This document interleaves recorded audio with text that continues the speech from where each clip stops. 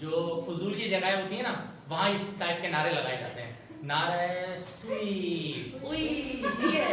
तो ये अब बोलेंगे क्या सिखा रहा है टीचर, लेकिन खैर ये सब सीखना चाहिए ना। तो मिसाल के तौर पे इस तरह के, जैसे एक होता है जहाज में ना, जहाज में एक सारे जा रहे होते हैं, तो अचानक से एक बंदा खड़ा होता है और वो बोलता है हाई जैक, तो सारे के सारे डर जाते हैं। हाई जैक का मतलब होता है जहाज हाईजैक हो गया। फिर वो जो है ना पीछे लेकिन एक बंदा होता है, उसका नाम होता है जैक, उसने उसको जैक बोला होता है, हाई जैक। तो इस तरह के करना चाहिए। आपने बस पे ट्रैवल कर रहे हैं, जा रहे हैं, अचानक से आपने नारा लगा नारे सुई, सोने पर क्या हुआ है। तो इस तरह की हरकतें करके आप अपने आप को बिल्कुल डायरेक्टली नफ्सियाती मरीज डिक्लेयर कर सकते हैं। सर जैसे उसने कहा था ना ये मैं हूँ, ये मेरी पार्टी हो रही है। हाँ ये पार्टी हो रही है, हिट हो गई। अच्छा खैर, हमारे पास तवज्जो। तो अब इनिशियल बेसिस पे अली रज़ा और मुस्कान के बिजनेस का जो डिफरेंस था, जो इनिशियल जिसका ज्यादा था उसमें चेंज भी ज्यादा आया, जिसका इनिशियल कम था उसका चेंज भी कम आया। ये रूल याद हो जाएगा। रूल क्या है? जिसका इनिशियल ज्यादा उसका चेंज भी ज्यादा, जिसका इनिशियल कम उसका चेंज भी कम। अब मैं एक सुई और एक लंबी सी रॉड दोनों को एक साथ हीट कर रहा हूँ। अब मुझे एक बात बताओ, ज्यादा जो एक्सपेंशन यानी जो चेंज आएगा वो सुई में आएगा या लंबी वाली रॉड में आएगा? लंबी वाली रॉड में आएगा। और मैं बोलूँ बताओ क्यों? आप कहेंगे वो शुरू में भी तो लंबी है और सुई शुरू में छोटी है, तो लिहाजा जिसकी एक्सपेंशन शुरू में ज्यादा, जिसकी लेंथ शुरू में ज्यादा उसमें एक्सपेंशन भी ज्यादा, जिसकी शुरू में लेंथ कम उसमें एक्सपेंशन भी कम। नतीजा क्या निकला बच्चों कि delta L is equal to L I, यानी डेल्टा एल जो है वो एल आई के क्या है? Directly proportional. अब मुझे एक बात बताओ, डेल्टा एल यानी एक्सपेंशन आ किसकी वजह से रहा है? चेंज इन टेंपरेचर की वजह से। टेंपरेचर चेंज ज्यादा होगा एक्सपेंशन ज्यादा आएगी, टेंपरेचर चेंज कम होगा एक्सपेंशन कम आएगी। तो नतीजा क्या निकला? Delta L is equal to delta T. अब सुनते रहिएगा, अभी लिखिए करें। ये दो लॉजिक समझ में आ गई? जी sir. Delta L L I के क्या होगा? Directly proportional. डायरेक्टली प्रोपोर्शनल का मतलब क्या होता है? एक चीज बढ़ाए तो दूसरी चीज भी बढ़ जाए, एक चीज कम हो जाए दूसरी चीज भी कम हो जाए। ये पता है ना? जैसे मिसाल के तौर पे शॉपिंग और पैसे एक दूसरे के क्या है? डायरेक्टली है। भाई पैसे ज्यादा तो शॉपिंग ज्यादा, पैसे कम तो शॉपिंग कम। ये होता है डायरेक्टली प्रोपोर्शनल। समझ में आ गई बात? अब मुझे एक बात बताओ, एल आई यानी इनिशियल लेंथ ज्यादा तो चेंज इन एक्सपेंशन भी ज्यादा, एल आई कम तो डेल्टा एल भी कम। इसी तरह टेम्परेचर अगर मैं ज्यादा चेंज करूंगा तो एक्सपेंशन ज्यादा आएगी, और टेम्परेचर कम चेंज करूंगा तो एक्सपेंशन क्या आएगी? कम। तो delta L is directly proportional to delta T.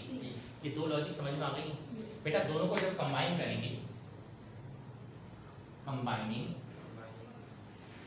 Equation number 1 and 2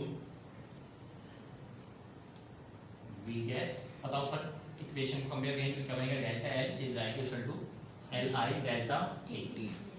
याद रखिएगा जब भी प्रोपोर्शनलिटी हटाते हैं, ये उसूल है, रट्टा लगा लीजिएगा, जब भी प्रोपोर्शनलिटी हटाते हैं तो इज इक्वल टू आता है, साथ में क्या आता है? कांस्टेंट आता है। ये जो कांस्टेंट है यहाँ पे अल्फा आता है, ये कांस्टेंट यहाँ पे आते ही अल्फा है। मतलब आप ये नहीं बोलिएगा सर आपने गलती से दोबारा लगा दिया, ना ना ना गलती नहीं की, यहाँ पे कांस्टेंट आते ही अल्फा,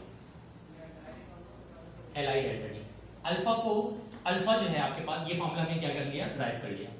यहाँ भी जो अल्फा है ना, इस अल्फा को कहा जाता है कोफिशिएंट ऑफ लीनियर एक्सपेंशन। ये अब इंपॉर्टेंट है क्योंकि पेपर में जो सवाल आता है ज्यादातर वो आता है define coefficient of linear expansion. Paper में सवाल आता है वो क्या आता है? Define coefficient of linear expansion, ये सवाल आता है। लीनियर एक्सपेंशन तो प्रोसेस था, coefficient of linear expansion alpha को कहा जाता है। अब इसकी डेफिनेशन सुन ले बहुत आसान अंदाज में। मुझे एक बात बताओ, कोई बता सकता है फ्रैक्शन किसे कहते हैं? फ्रैक्शन, फ्रैक्शन किसे कहते हैं? बहुत आसान सा सवाल, बच्चों वाला सवाल है, आप लोग हैरान हो रहे हो बताने से। फ्रैक्शनल नंबर किसे कहते हैं? फ्रैक्शनल नंबर किसे कहते हैं? 3 क्लास के लेवल का क्वेश्चन, छोड़ दो 9 क्लास छोड़ दो, मशवरा देगा। मैं बताऊं, अब मैं बताऊंगा तो आप अपने ऊपर ये देखो, अगर कोई नंबर इस तरह लिखा हो तो ये नंबर कहलाता है, और अगर कोई नंबर अपॉन में लिखा हो तो ये फ्रैक्शनल नंबर कहलाता है। अरे शर्म आ रही, इतनी सी शर्म आ रही? नहीं आ रही, मुझे पता है, क्योंकि शर्म आने के लिए इंसान को थोड़ा सा शर्म वाला होना जरूरी है। 2/3 ये फ्रैक्शनल नंबर है, ये क्या कहलाएगा? Fractional number. यानी नंबर अगर अपॉन में लिखा हो तो फ्रैक्शनल नंबर। सपोज करो ऊपर भी एक्सेलरेशन हो और नीचे भी एक्सेलरेशन हो, तो ये एक्सेलरेशन नहीं कहलाएगा बल्कि क्या कहलाएगा? Fractional acceleration. फ्रैक्शनल एक्सेलरेशन, बोलो जल्दी से, क्या कहलाएगा? Fractional acceleration. अच्छा, बिल्कुल इसी तरीके से सपोज करो ऊपर भी लेंथ हो नीचे भी लेंथ हो, तो इसको लेंथ नहीं पढ़ेंगे, क्या पढ़ेंगे? Fractional length. अच्छा, लेकिन अगर सपोज करो ऊपर चेंज हो तो इसको आप फ्रैक्शनल लेंथ नहीं पढ़ेंगे बल्कि पढ़ेंगे फ्रैक्शनल चेंज इन लेंथ। क्या पढ़ेंगे? Fractional change in length. अब मेरी बात सुनिए यहाँ पर, ये अल्फा है, ये अल्फा है। अगर मैं इस अल्फा को अकेला करूं यानी इसको सब्जेक्ट बनाऊं तो मुझे एक बात होता है अल्फा के साथ li डेल्टा t मल्टीप्लाई करा वहां की क्या करेगा? डिवाइड। तो क्या बनेगा? डेल्टा l अपॉन में क्या आ जाएगा? li delta t। अब जरा समझिएगा, coefficient of linear expansion, coefficient of linear expansion की जो डेफिनेशन है बड़ी सिंपल सी है। इट इज द ये देखें डेल्टा l और li, इसको क्या पढ़ा जाएगा? Fractional change in length. क्या पढ़ेंगे? फ्रैक्शनल चेंज इन लेंथ पढ़ेंगे। It is the fractional change in length. It is the fractional change in length. साथ में क्या है? टेम्परेचर लिखा जाएगा पर डिग्री चेंज इन टेम्परेचर। अब इसको याद करने का तरीका बड़ा सिंपल है, फॉर्मूला देखो। क्या पढ़ेंगे इसको? Fractional change in length. क्या पढ़ेंगे? फिर बोलो क्या पढ़ेंगे? फ्रैक्शनल चेंज इन लेंथ पर डिग्री चेंज इन टेम्परेचर, पर डिग्री चेंज इन टेम्परेचर। ये लीनियर एक्सपेंशन की डेफिनेशन नहीं है, ये किसकी डेफिनेशन है? कोएफिशिएंट ऑफ लीनियर एक्सपेंशन की। अब ये डिपेंड करेगा कि तुम लोग के बोर्ड के पेपर में या एग्जामिनेशन में डिफाइन लीनियर एक्सपेंशन आता है या फिर define coefficient of linear expansion आता है। अगर डिफाइन लीनियर एक्सपेंशन आएगा तो वो डेफिनेशन लिखोगे जो मैंने लिखवाई है अभी। बात समझ आ रही है? और अगर आ जाए define coefficient of linear expansion तो फिर वो नहीं लिखोगे, क्या लिखोगे? ये लिखोगे।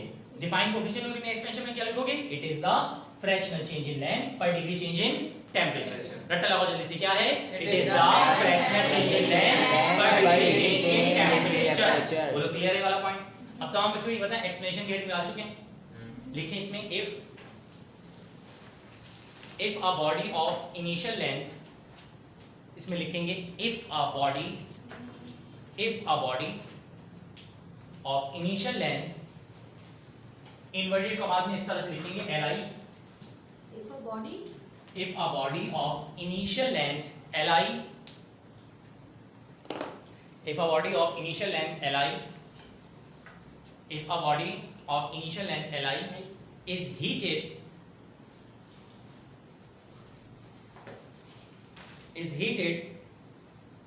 if a body of initial length li is heated through a temperature, is heated heated heated through a temperature, is heated through a temperature, inverted commas में लिखेंगे delta t, is heated through a temperature delta t, through a temperature delta t, through a temperature delta t, then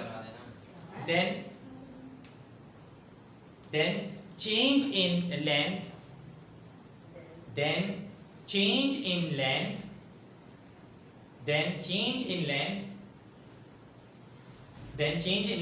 inverted commas में लिखो delta l, then change in length, inverted commas में लिखो delta l will be delta l will be लिखें यहाँ तक will be करके यहां से लेकर कहां तक लिख लो बेटा? यहां तक लिख लो जल्दी से। will be करने के बाद यहां से लेकर यहां तक लिख लीजिए जल्दी से। अच्छा स्टूडेंट्स, आप लोग यहां तक लिख चुके होंगे। अब तमाम स्टूडेंट्स यहां तक लिखने के बाद लीनियर एक्सपेंशन समझ में आ गया। ये बताओ जल्दी से रिवाइज करते हैं। थर्मल एक्सपेंशन, अगर बॉडी को हीट करें और वो एक्सपेंड कर जाए, ये क्या कहलाता है भाई? Thermal expansion. कितनी टाइप्स हैं? दो। Number 1, number 2 volume expansion. Length में एक्सपेंशन आए तो लीनियर एक्सपेंशन, लेंथ में एक्सपेंशन आए तो लीनियर। अच्छा, इसके बाद कौन सी एक्सपेंशन है? वॉल्यूम। अब बताओ खुद ही। वॉल्यूम में एक्सपेंशन आया तो वॉल्यूम एक्सपेंशन। समझ में आ गई बात? अब हेडिंग डाल दो वॉल्यूम एक्सपेंशन। अगली हेडिंग डालो जल्दी से, वॉल्यूम एक्सपेंशन। लिखो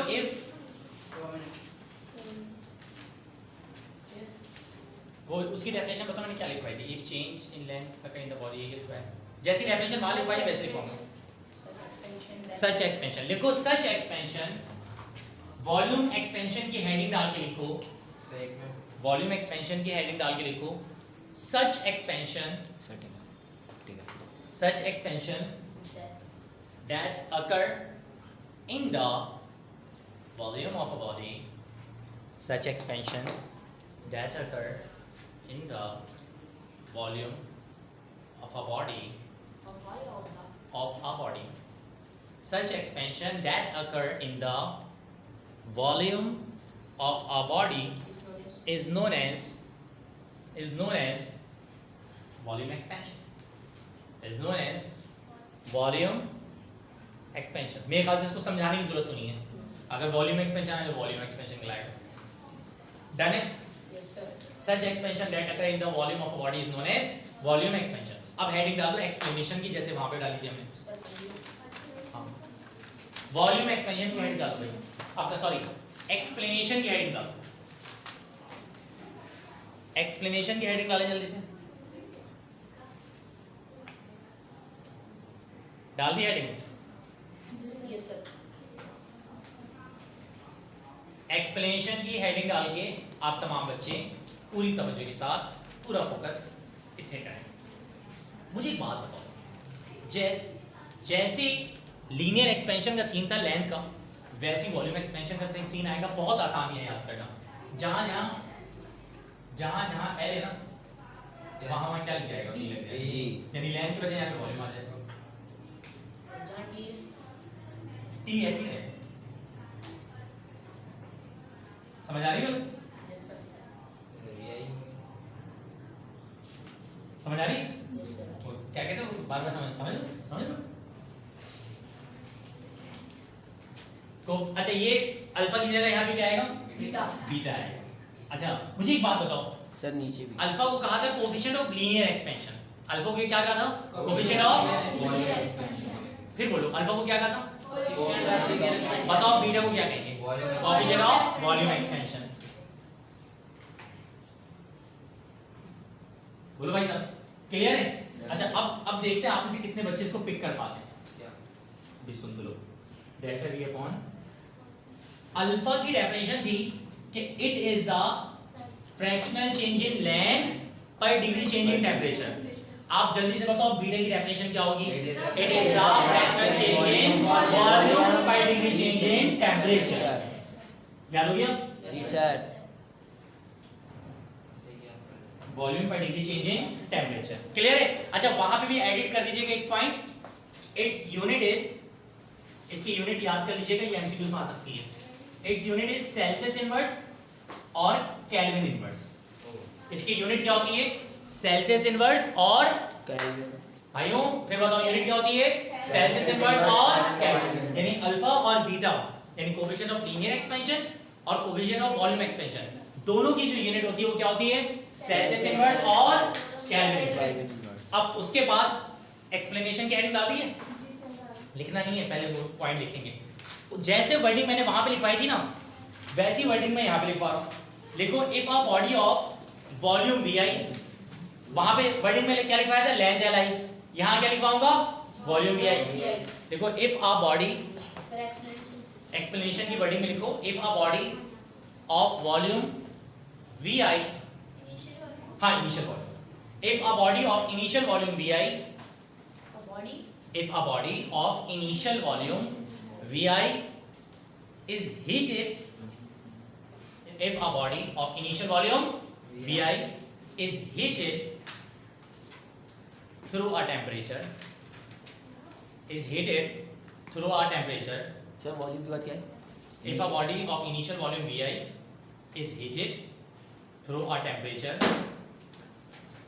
is heated through a temperature delta T, is heated through a temperature delta T, then change in volume delta V, then change in volume, then change in volume, then change in volume delta V will be, delta V inverted commas में लिखेंगे, then change in volume delta V will be, then change in volume delta V will be।